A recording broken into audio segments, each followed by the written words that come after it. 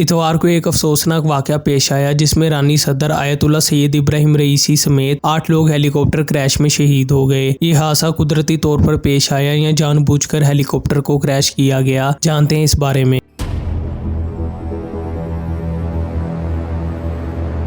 बीते रविवार यानी 19 मई का दिन पूरे ईरान के लिए काफी टेंशन भरा रहा जब खबर आई कि ईरान के राष्ट्रपति इब्राहिम राइसी का हेलीकॉप्टर क्रैश हो गया है, जिसके बाद बचाव कार्य युद्ध स्तर पर शुरू हो गया। लेकिन खराब मौसम के चलते हादसे के करीब 18 घंटे बाद जब रेस्क्यू टीम मौके पर पहुंची तो वहां किसी के जिंदा होने के सबूत नहीं मिले।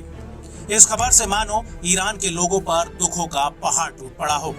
इस हादसे में राष्ट्रपति राइसी समेत विमान में सवार सभी लोगों की मौत हो गई।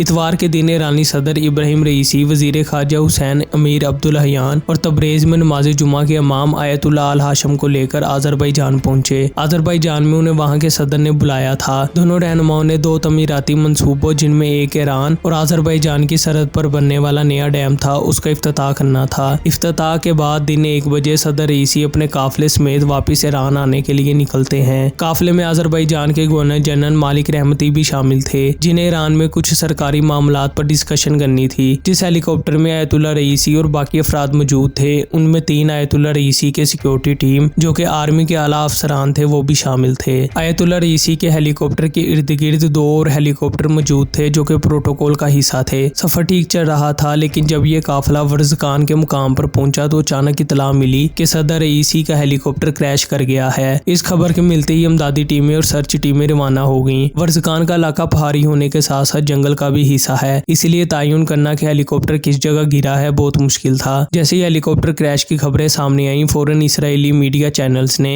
इब्राहिम रईसी की शहादत का ऐलान कर दिया। हालांकि उस वक्त ना हेलीकॉप्टर का मलबा मिला था और ना ही कोई ऐसी इतला मसूल हुई थी। इसराइल की इस खबर ने शक जाहिर किया जैसे इसराइल इस हादसे का जिम्मेदार हो सकता है, क्योंकि हाल ही में ईरान ने इसराइल पर बहुत बड़ा अटैक किया था और सैकड़ों मिसाइलों से इसराइल को टारगेट किया था। तो हो सकता है कि इसराइल ने बदला लेने के लिए ये सब किया हो। ईरानी सिक्योरिटी एजेंसी के चीफ ने कहा है कि इस सब में अमेरिका और इसराइल का हाथ है, क्योंकि ये हेलीकॉप्टर दुनिया का एडवांस हेलीकॉप्टर था और दोनों इंजन बंद होने के बावजूद भी लैंड कर सकता है। दूसरे, इस हेलीकॉप्टर को कम से कम स्पेस में भी लैंड किया जा सकता है। हेलीकॉप्टर क्रैश की जो मुमकिन वजह सामने आई वो मौसम की खराबी थी, जबकि एविएशन की तरफ से ये बात वाज़ेह है कि हेलीकॉप्टर जिस वक्त आज़रबाईजान से निकला उस वक्त मौसम बिल्कुल ठीक था। इस हादसे के बाद सोशल मीडिया पर एक वीडियो वायरल हुई है जिसमें एक हेलीकॉप्टर पर रॉकेट के जरिए हमला करते हुए दिखाया गया है। इस वीडियो में जो जगह और हेलीकॉप्टर नजर आ रहा है वो बिल्कुल वैसा ही है जैसा कि ईरानी सदर का हेलीकॉप्टर था। लेकिन हैरानी वाली बात है कि जब 3 हेलीकॉप्टर इकट्ठे उड़े और दरमियान वाला हेलीकॉप्टर जिसमें तमाम हाई प्रोफाइल शख्सियात मौजूद थी, तो खाली वो ही क्यों तबाह हुआ, जबकि बाकी दोनों हेलीकॉप्टरों को खराश तक न आई। जब इस पर तहकीकात की गई तो गुलाम हुसैन इस्माइली, जो कि सदर रईसी के चीफ ऑफ स्टाफ थे, उन्होंने हैरान कर देने वाली बातें बताई। उन्होंने बताया कि दोपहर 1 बजे जब सदारती काफिला वापिस ईरान के लिए निकला तो मौसम बिल्कुल नॉर्मल था। प्रवास के 45 मिनट के बाद सदर रईसी के हेलीकॉप्टर के पायलट कैप्टन मुस्तफवी ने बाकी दोनों हेलीकॉप्टरों के पायलटों को कहा कि वो बुलंदी पर चले जाएं, क्योंकि आगे बादल नजर आ रहे थे। बुलंदी पर भेजने का मकसद था कि देखा जाए कि आगे मौसम किस तरह का है। लेकिन जैसे ही वो बुलंदी से वापस नीचे आए तो सदर का हेलीकॉप्टर गायब था। दोनों हेलीकॉप्टरों के पायलट्स ने रफ्तार कम कर दी, ये सोचते हुए कि शायद सदर का हेलीकॉप्टर पीछे रह गया है। लेकिन जब रेडार में हेलीकॉप्टर नजर न आया तो दोनों हेलीकॉप्टरों के पायलटों ने दायरे में चक्कर लगाया, लेकिन हेलीकॉप्टर न मिला। दोनों पायलटों ने कई बार रेडियो पर राब्ता किया, लेकिन कोई जवाब न मिला। सिक्योरिटी टीम से राब्ता करने की कोशिश की गई, लेकिन सब बेकार निकला। दोनों पायलटों ने एक जगह हेलीकॉप्टर लैंड कर दिए। काफी कोशिशों के बाद ईरानी supreme leader Ayatollah Sayyid Ali Khamenei के नुमाइंदे और इमाम नमाज जुमा सैयद अल हाशम ने कार रिसीव की। उन्होंने बताया कि उनका हेलीकॉप्टर वादी में गिर चुका है और सूरत हाल बहुत खराब है। ये सुनने के बाद गुलाम हुसैन इस्माइली ने फौरन एविएशन डिपार्टमेंट और ईरानी आर्मी को इतला दी। मुल्की तरीका सबसे बड़ा सर्च ऑपरेशन किया गया, लेकिन मुश्किल ये थी कि पहाड़ी इलाका होने के साथ साथ तेज बारिश और धुंध ने काफी रुकावट डाली हुई थी। ऑपरेशन में तुर्की के ड्रोन की मदद से मालूम हुआ कि इस इलाके में कोई ऑब्जेक्ट गिरा है, जिसकी वजह से हीट रिलीज हुई है और उसे ड्रोन ने डिटेक्ट किया है। जब इस जगह पहुंचे तो वाकई हेलीकॉप्टर का मलबा वहां मौजूद था। इतवार को हेलीकॉप्टर गिरने के बाद पीर को मलबा मिला था और थोड़ी कोशिश के बाद तमाम लोगों की लाशें भी मिल गईं। फोरेंसिक रिपोर्ट से मालूम हुआ कि सदर रईसी समेत 7 लोग हेलीकॉप्टर गिरते ही शहीद हो गए थे, लेकिन आयतुल्लाह आल हाशम 1 घंटे तक जिंदा रहे और उन्होंने ही कार रिसीव की थी। इस सर्च ऑपरेशन के चीफ के मुताबिक ये हमला हादसाती नहीं बल्कि जानबूझकर किया गया है, क्योंकि हेलीकॉप्टर का मलबा कई किलोमीटरों में फैला हुआ था और जगह जगह से इकट्ठा किया गया है। ऐसा सिर्फ एक ही सूरत में मुमकिन है जब हेलीकॉप्टर को फजा में ही टारगेट किया जाए, क्योंकि फजा में हेलीकॉप्टर फटने से मलबा फैल जाता है और अगर ये क्रैश हुआ होता तो एक ही जगह से तमाम मलबा मिल जाता। भीड़ को मिलने वाली लाशों को ईरान के शहर तबरेज में मुंतकिल कर दिया गया। जब यह हादसा पेश आया उस वक्त ईरान में वलादत इमाम रजा का जश्न मुनक़िद था और लोग खुशियां मना रहे थे। पहले ऐलान किया गया कि सदर रईसी का हेलीकॉप्टर लापता है और दुआओं की अपील की जाती है। इस ऐलान के बाद हर जगह दुआओं का सिलसिला जारी हो गया और लोग दुआएं करते नजर आने लगे। लेकिन अगले दिन बाकायदा तौर पर जब सरकारी ऐलान हुआ कि सदर रईसी हेलीकॉप्टर हादसे में शहीद हो गए हैं तो एक अलग मंजर देखने को मिला। लोग गिरिया करते हुए सड़कों पर निकल आए और देखते ही देखते सड़कें लाखों लोगों से भर गईं। तबरेज शहर में शोदा की मैयतें पहुंचने के बाद एक काफिले की शक्ल बन गई और लोग पैदल पीछे चलने लगे। सरकारी तौर पर पूरे ईरान में 5 दिन का शोक का ऐलान कर दिया गया और सदारती कुर्सी पर काला कपड़ा रख दिया गया और रोजा इमाम रजा के गुंबद पर स्याह परचम लहरा दिया गया, जो कि शोक की निशानी माना जाता है। ये काफिला जब बुध को कुंभ पहुंचा तो ईरानी supreme leader Sayyid Ali Khamenei ने शोदा की नमाज जनाजा पढ़ाई। इज़हार अफसोस के लिए कई ममालिक के रहनुमा आए, जिनमें पाकिस्तान के वजीर आजम मियां मोहम्मद शहबाज शरीफ भी शामिल थे। शोदा की तदफीन हरम इमाम अली रजा में की गई। सदर रईसी सदर बनने से पहले डिप्टी प्रोसिक्यूटर थे और ईरान के सबसे बड़े जज और चीफ जस्टिस माने जाते थे। ये आयतुल्लाह सईद अली खामनेई के बेहतरीन दोस्त भी थे। इन्हें अली खामनेई के जानिशीन के तौर पर भी देखा जाता था। अप्रैल में जब इसराइल ने शाम में मौजूद ईरानी एम्बेसी पर हमला किया तो 2 ईरानी जनरल समेत कई लोग मारे गए, जिसके बदले में ईरान ने इसराइल पर सैकड़ों मिसाइल फायर कर दिए। अब ईरान कब खामोश रहने वाला है? ईरान इस हमले का भी बदला लेगा, लेकिन इंतजार सिर्फ सबूत का है। इसराइली हुकाम का कहना है कि उनका इस हमले से कोई ताल्लुक नहीं है और उन्होंने स्टेटमेंट में कहा है कि वो हम नहीं हैं, यानी हमला करने वाले वो नहीं हैं। लबनानी फोर्स हिजबुल्लाह के कमांडर सैयद हसन नसरुल्लाह के बेटे हादी नसरुल्लाह ने कहा है कि अगर ईरान को एक भी सबूत ऐसा मिलता है जिसे मालूम हो कि इस हमले के पीछे इसराइल का हाथ है तो खिते में बहुत बड़ी जियोपॉलिटिकल तब्दीली देखने को मिलेगी और दुनिया एक नई जंग देखेगी। इराकी लीडर मक्तदा अल सदर ने भी इसराइल को वार्निंग दी है कि अगर वो इस हमले का कसूरवार निकला तो सख्त नताइज भुगतने पड़ेंगे। ईरानी सिक्योरिटी एजेंसीज का कहना है कि जब तक इन्वेस्टिगेशन पूरी नहीं होती तब तक ये कहना मुश्किल है कि यह हादसा नेचुरल था या जानबूझकर किया गया। तहकीकात मुकम्मल होने तक का इंतजार किया जा रहा है, लेकिन अगर सच में इसराइल इस हमले का जिम्मेदार निकला तो जंग का खतरा होगा, क्योंकि किसी मुल्क के सदर को टारगेट करना कोई छोटी बात नहीं। ये जानबूझकर जंग को दावत देने वाली बात है और हालात खराब करने वाली बात है। हमारी आज की वीडियो आपको कैसी लगी कमेंट सेक्शन में जरूर बताएं और चैनल को सब्सक्राइब कर दें और बेल आइकन पर क्लिक कर दें ताकि आपको मजीद ऐसी इन्फॉर्मेटिव वीडियोस मिलती रहें। मुलाकात होगी अगली वीडियो के साथ, तब तक के लिए अल्लाह हाफिज।